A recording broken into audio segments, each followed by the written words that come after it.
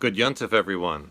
I'm Rabbi Daniel Pernick, and today we are here to observe the most holy day of the Jewish calendar, that is the Day of Atonement, Yom Kippur.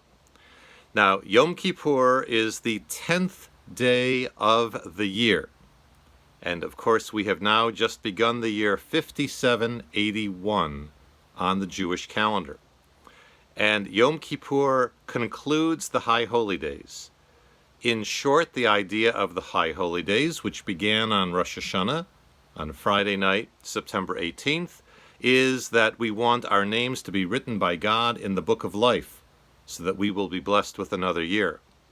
And during the days from Rosh Hashanah until Yom Kippur, which concludes on Monday night, September 28th, we are basically praying, and we are acting our very, very best so that we can plead with God and be deserving of having our names not only written in the Book of Life, but that book would then be sealed and that we would be kind of guaranteed a year of life. That's the idea behind it. There's a lot of praying that goes on Yom Kippur. Traditionally, today is a day of denial, a day of no eating, drinking, no fun stuff. Of course, when you reach a certain age and a certain condition, you're allowed to eat a certain amount, and you certainly need to take any and all medications that you need to take. And so I want to make sure that you do that. But what we're going to try to do now in the next half an hour or so is to do a highlights of Yom Kippur, if you will. And there's a lot that takes place on this day, of course. And as always, this year is different because of the fact that most of us are not able to go into synagogues. But the first thing that we're going to do, which is the first thing we do on almost every Jewish holiday that's found in the Bible, is we light candles. Now, before the holiday begins, we light the Yisker candle. The Yisker candle is lit in memory of loved ones who have died. And the reason it's lit before the holiday is that traditionally we don't light anything during the holiday, right? Just as traditionally we wouldn't do on the Sabbath, on Shabbat or Shabbos. So we light this first, right? The idea is we eat our meal late in the day before Yom Kippur begins. Then we light the Yisker candle. And then we light the candles to begin the holiday. These will be not the lights for Shabbat, but for Yom HaKippurim. And so we kindle these lights.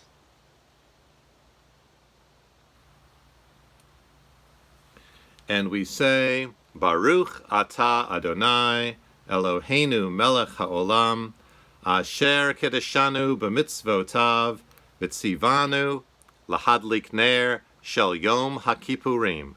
Blessed are you, Lord our God, ruler of the universe. You have sanctified us with your commandments, and you have commanded us to kindle the light of the Day of Atonement. And we follow that up with the words of the Shehechianu, the blessing for special occasions. And this is a most special occasion. This is the day of destiny, the day of life and death.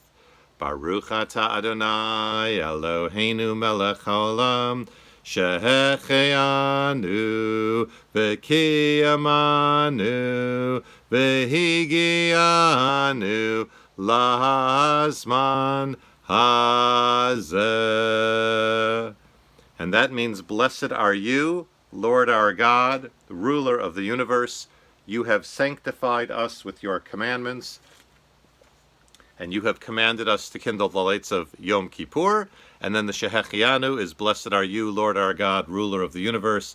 You have given us life, you have kept us alive, and you have enabled us to reach this very special time. So we're going to continue now with the prayer, which really is the highlight of the entire service on the first evening of Yom Kippur, and that is Kol Nidre. Kol Nidre is a prayer that asks God to forgive us for promises we made to God that we were not able to keep. It is not a prayer that asks God to forgive us for promises we did not keep to other people. We only are forgiven for those promises if we get forgiveness from those other people. But this particular prayer, the Kol Nidre, asks God's forgiveness for promises we made to God that we did not keep. So in many synagogues, this is chanted 3 times. We're going to do it 1 time here.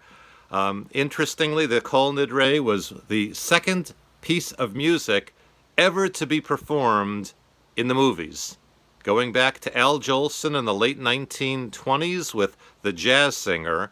Other than a short little vaudeville snippet, the second song ever to appear in a movie was Kol Nidre.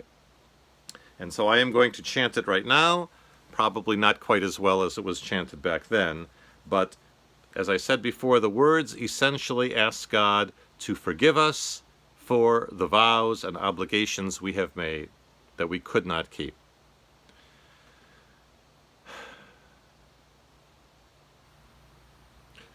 Kol nidre ve'esare v'charame v'koname v'chinu ye v'kinu se u'shavuot din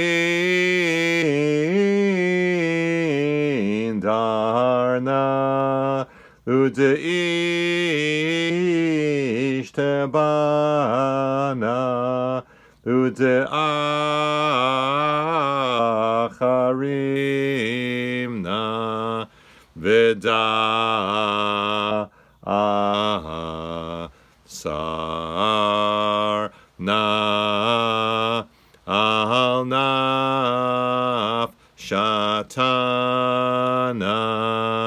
miyom kippurim ze ad yom kippurim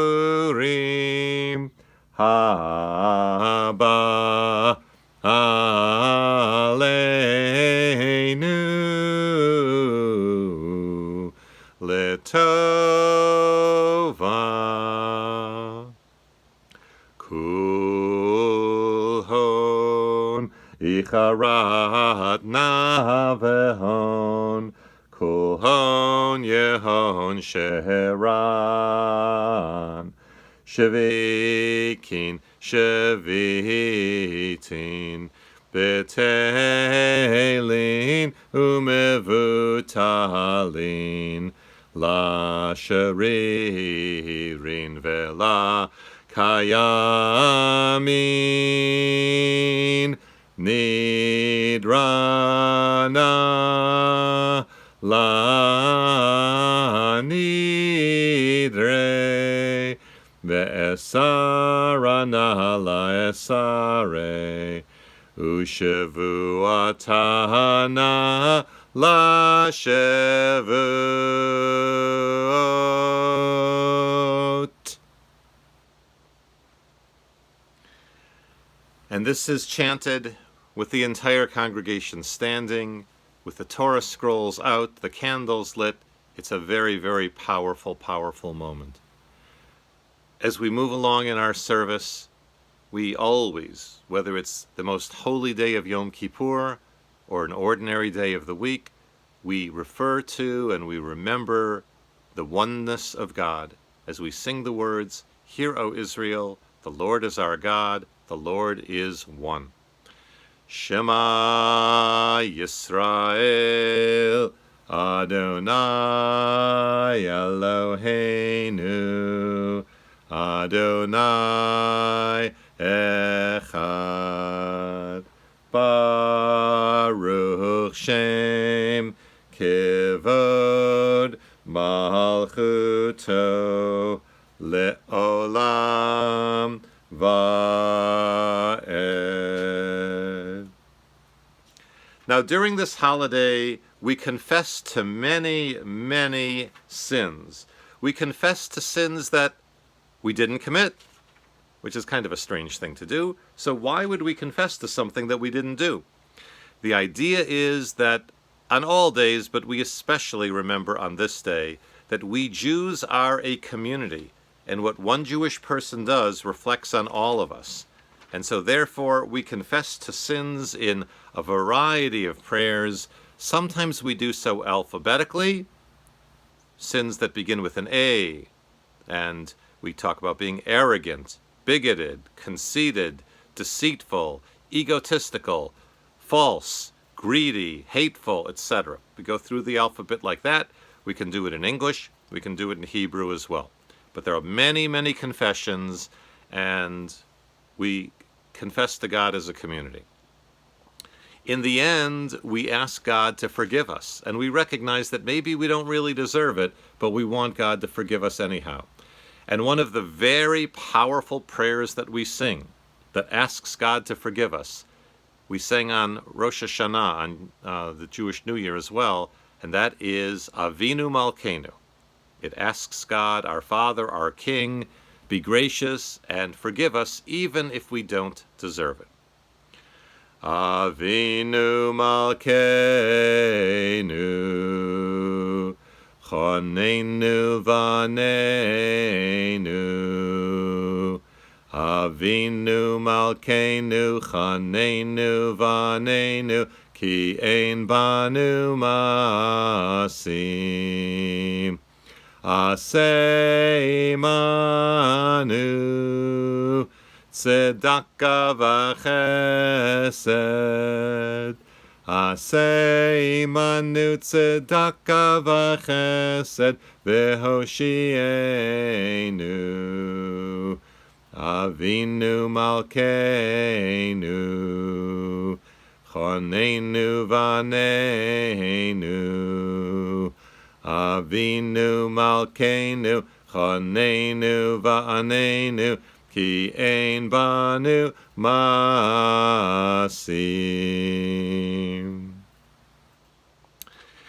And we recite many prayers on this holiday, but of course, we always pray for peace. And so I invite you to join me in singing this well-known prayer for peace, Oseh Shalom. Oseh Shalom bimromav, Hu yaseh shalom aleinu, ve'al kol Yisrael, ve'imru, imru, amen. Yaseh shalom, yaseh shalom, shalom aleinu, ve'al kol Yisrael, yaseh shalom. Yaseh shalom, shalom aleinu ve'al kol Yisrael.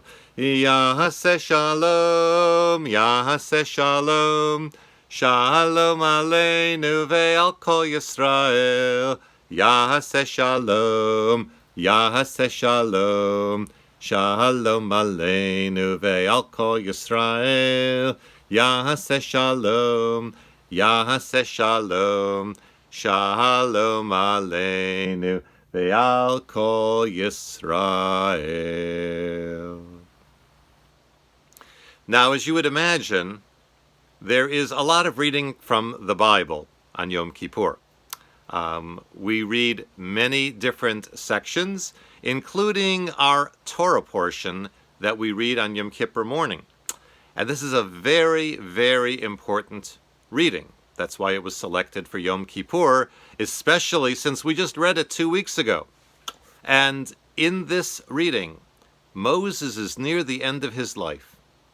He's about to die, and he knows it, at the age of 120. And he tells the people, these past 40 years, where we've been on this journey together, and now I have set it all before you. Life or death. Goodness or evil, the blessing or the curse.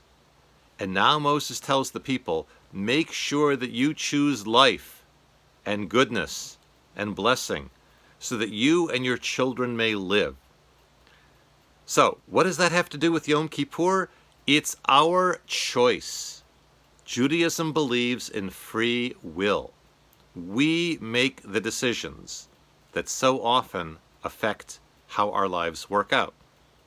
Sometimes things happen to us and we had very little to do with it, but most of the time we make the decisions. And this is a day where we Jews take personal responsibility for our actions. And that's a very fundamental concept in Judaism. We can't, like some people, just blame everybody else except us. We have to say, in the immortal words of Harry S. Truman, the great president of the United States about 70 years ago or so, the buck stops here. All right? Everybody passes the blame. You get to us, that's it. I'm not passing it to anybody else. So we take responsibility for our actions. We go through many of the commandments, many of the teachings of Torah on Yom Kippur. We confess our shortcomings as a group. Nobody has to go individually and say, okay, this is what I did. No. You can do that in your private prayers, but we don't do that publicly. So we read this story from near the end of Moses' life, and one of the really interesting biblical readings we do on this day is from the book of Jonah. Now,